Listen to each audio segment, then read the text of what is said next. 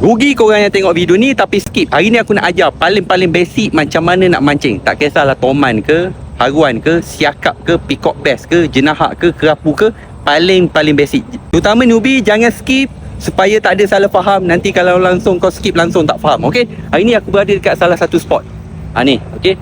Spot aku ni heavy cover lah, geng. Senang cerita, okey. Memang heavy cover. Ni contoh. First cast korang ataupun lontaran pertama nak cast kawasan macam mana? Nak open yang tak ada structure ataupun yang ada structure. Nasihat aku, pergi cari yang kawasan ada structure. Okey, jangan membazir masa, jangan letihkan diri memancing di kawasan tak ada structure. Sebab apa structure ni penting? Structure ni dia tempat tumpuan anak-anak ikan, tumpuan makan gorgon. Ini structure punya kawasan. Memang itu habitat ataupun dah ditetapkan oleh alam. Okey, memang diorang ni pemburu, sifat mencari makan. Jadi anak-anak ikan ni suka duduk berselindung di kawasan-kawasan structure. Itu tujuan dia. Okey, first kawasan structure. Kalau korang tak faham structure tu macam mana, structure dalam video ni, korang boleh nampak ni aku dah marking siap-siap. Ini antara contoh structure.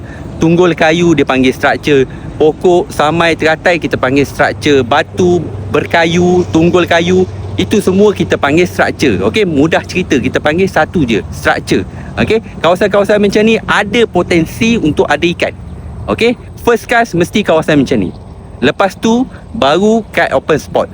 Ini tidak, aku tengok newbie dia cast awal-awal je dah dekat open spot ataupun kawasan yang tak ada structure. Salah ke? Tak salah.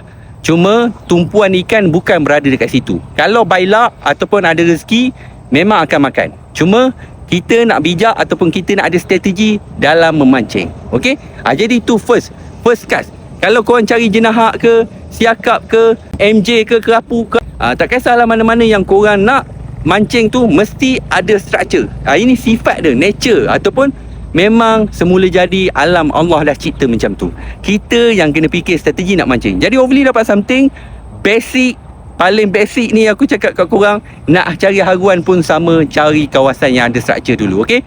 Jadi hopefully dapat something dalam video ni, geng. Agak panjang, memang berbaloi untuk korang faham. Okey? Jadi hopefully dapat something. Solat 5 waktu kewajipan bagi masalah kawan. Assalamualaikum.